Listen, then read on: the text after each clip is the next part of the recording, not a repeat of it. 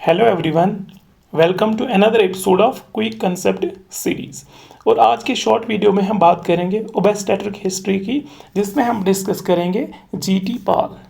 ठीक है, ओबस्टेट्रिक हिस्ट्री जो हम लिखते हैं उसमें हम जीटी पाल जो है यूज़ करते हैं, तो इसी को हम आज डिस्कस करेंगे क्विक रिव्यू में। तो लेट अस मूव फॉरवर्ड। तो फर्स्ट हमारे पास जो है दैट इज़ टर्मिनोलॉजी में फर्स्ट जो है दैट इज़ ग्रेविडा। ग्रेविडा का मतलब सिंपली है प्रेगनेंसी। उसके बाद है नली ग्रेविडा, और जिसको हम इंडिकेट करते हैं G0 से। उसका मतलब है female who never became pregnant. ऐसी फीमेल जिसने कभी कंसीव नहीं किया है, या ऐसी फीमेल जो कभी प्रेग्नेंट नहीं हुई है, उसको हम नली ग्रेविडा कहेंगे, इंडिकेट करेंगे G0 से। ठीक है, प्राइमी ग्रेविडा और G1 उसको हम कहेंगे जो फर्स्ट टाइम प्रेग्नेंट हुई है, या ऐसी फीमेल जिसने फर्स्ट टाइम कंसीव किया है, उसको हम इंडिकेट करेंगे G1 से। उसके बाद मल्टी ग्रेविडा ऐसी फीमेल है जिसने 2 और 3 टाइम्स कंसीव किया है और 2 और 3 टाइम्स वो प्रेग्नेंट हुई है, उसको हम इंडिकेट करेंगे G2। अगर 3 टाइम्स है तो G3।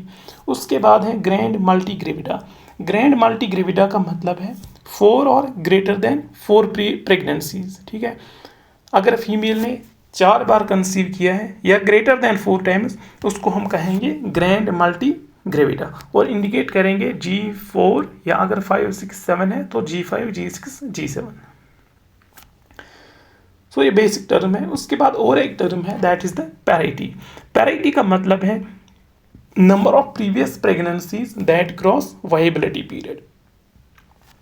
अगर मदर ने फॉर एग्जाम्पल 5 टाइम्स कंसीव किया है, 2 टाइम्स मदर ने 22 वीक्स को क्रॉस किया।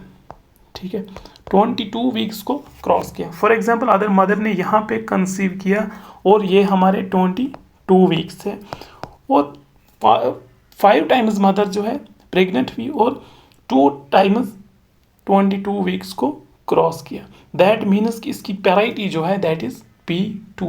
2 टाइम्स उसने पीरियड ऑफ वाइबिलिटी को क्रॉस किया, और पीरियड ऑफ वाइबिलिटी को हम लेते हैं 22 वीक्स। अगर 22 वीक्स के बाद भी प्रेगनेंसी वाइबल है तो उसको हम पैरिटी में कंसिडर करेंगे। Another term we have that is nullipara. Parity के डिफरेंट अब टर्म्स है। नल्लीपैरा जिसको हम P0 से इंडिकेट करते हैं। नल्लीपैरा का मतलब है female who never cross period of viability. ऐसी फीमेल जिसने कभी भी पीरियड ऑफ वाइबिलिटी को क्रॉस नहीं किया है, 22 वीक्स को क्रॉस नहीं किया है, उसको हम बोलते हैं नल्लीपैरा। दैट मीन्स कि 22 वीक्स से पहले ही प्रोडक्ट ऑफ कंसेप्शन जो है उसकी वाइबिलिटी जो है ख़त्म हुई है, चाहे वो एक्सपेल आउट हुआ है, चाहे कुछ और हुआ है सर्विकल इनकॉम्पिटेंसी की वजह से या कुछ और, लेकिन 22 वीक्स के बाद उसकी वाइबिलिटी नहीं रही। कंसीव किया लेकिन ओनली अप टू 22 वीक्स, उसको हम नल्लीपैरा कहते हैं। प्राइम पैरा का मतलब है first time previous pregnancy cross viability. अगर मदर ने कंसीव किया मल्टीपल टाइम्स, लेकिन फर्स्ट टाइम उसमें क्या है कि 22 वीक्स के बाद भी प्रेगनेंसी वाइबल है, उसको हम प्राइमी पैरा कहते हैं। सेम मल्टी पैरा, अगर 2 और 3 times previous pregnancy cross viability period, तो उसको हम मल्टी पैरा कहते हैं। ग्रैंड मल्टी पैरा का मतलब है 4 या 4 टाइम्स से ज़्यादा फीमेल ने पीरियड ऑफ वाइबिलिटी को क्रॉस किया है। तो सिंपली ये क्या है, पैरिटी है। पैरिटी एंड दूसरा क्या था, ग्रेविडा में सारी प्रेगनेंसी आएंगी, जितनी बार मदर ने कंसीव किया है वो किस में आएगी, ग्रेविडा में। पैरिटी में ओनली वो प्रेगनेंसी आएगी जिसने 22 वीक्स के बाद भी वाइबिलिटी शो की, वो आएगी पैरिटी में। ठीक है, this is the main difference. देखेंगे जीटी पाल एस क्या है, इसमें जी क्या है, टी क्या है, इन अल्फ़ाबेट्स का मतलब क्या है। फर्स्ट इज जी से हम इंडिकेट करते हैं ग्रेविडा का मतलब simply number of pregnancies including present one. अगर एक मदर है, इसके प्रीवियस कितनी प्रेगनेंसीज है, और प्रेजेंट अगर प्रेग्नेंट है तो उसको भी हम इंक्लूड करते हैं किसमें, ग्रेविडा में। तो जितनी बार भी मदर प्रेग्नेंट हुई है इंक्लूडिंग द प्रेजेंट वन, उसको हम लिखते हैं किसमें, जी में।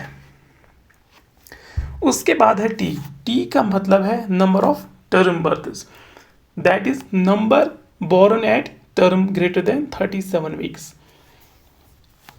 जितनी भी बार मदर ने डिलीवर किया है कि 37 वीक्स, अगर 37 वीक्स के बाद डिलीवरी हुई है मदर की, that is the baby is the term baby. तो इसको हम टी में लिखेंगे। अगर एक बार हुआ है 1 लिखेंगे, 2 बार हुआ है 2 लिखेंगे, अगर नहीं हुआ है प्री टर्म बेबी है that is we write the T0, that is term baby नहीं है। ठीक है, टर्म बेबी वो है जो 37 वीक्स के बाद जिसकी डिलीवरी होगी, that is the term baby. Now इसके बाद है पी। पी का मतलब है pre term birth.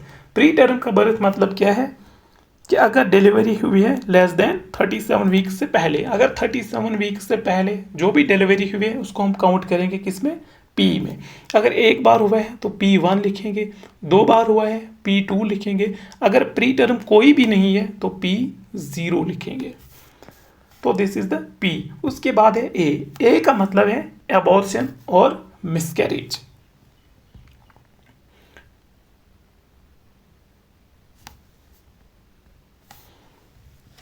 That means कि अगर एबॉर्शन हुआ है बिफोर 20 वीक्स, अगर फॉर एग्जाम्पल मदर ने कंसीव किया था लेकिन उसका एबॉर्शन हुआ लेस देन 20 वीक्स से पहले ही उसका एबॉर्शन हो गया, तो उसको हम कैलकुलेट करेंगे A1 में एक बार एबॉर्शन हुआ, या 2 लिखेंगे 2 बार एबॉर्शन हुआ, या 3 लिखेंगे दैट इज 3 टाइम्स एबॉर्शन हुआ।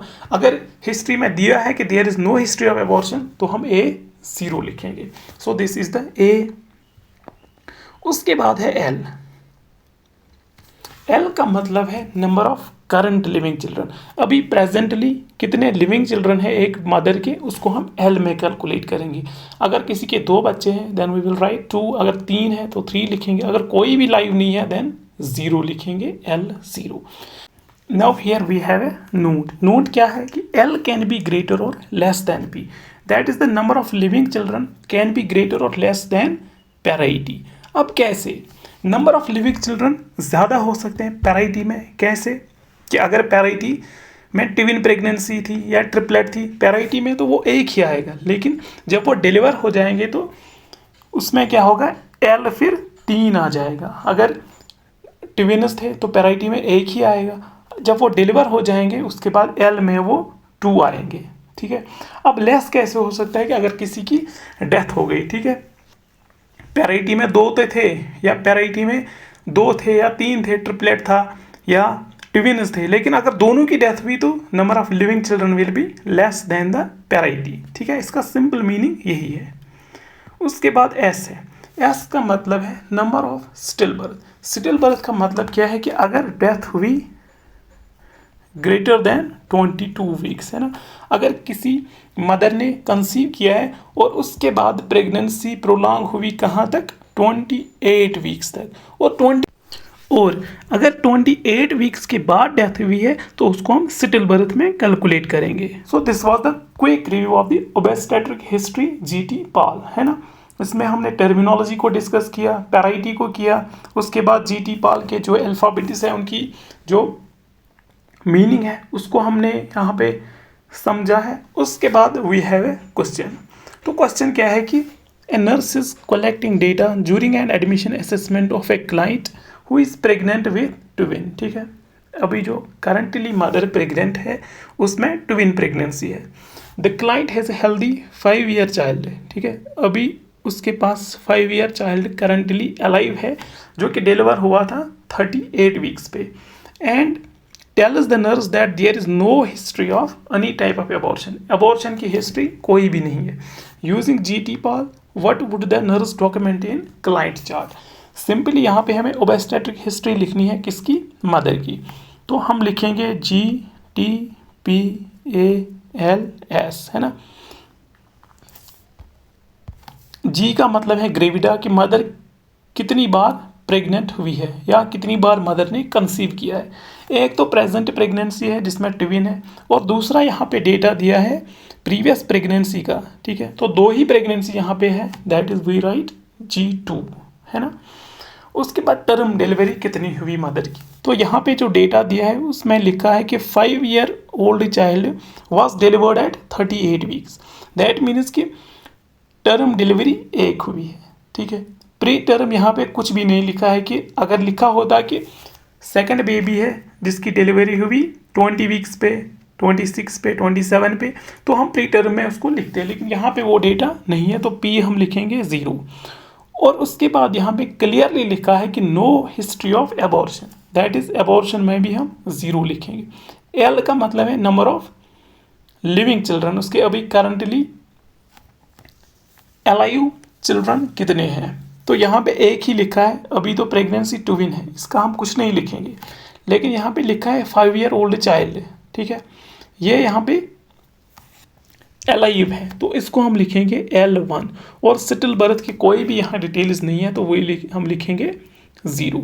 तो इसका जो आंसर बनेगा G2, T1, P0, A0, L1, और S यहाँ पे नहीं है, तो इसको हम नहीं लिखेंगे। तो G3 ये तो गलत है, उसके बाद G2, T0, यहाँ पे T1 ये भी गलत है, G1 ये भी गलत है। तो यहाँ जो करेक्ट आंसर है दैट इज दिस। तो ऐसे ही हम क्वेश्चंस को सॉल्व करेंगे तो आंसर आ जाएगा। ऐसे ही करना है, GT पाल को सीक्वेंस में करना है तो इजी हो जाएगा, ठीक है। Thank you and stay tuned for more videos.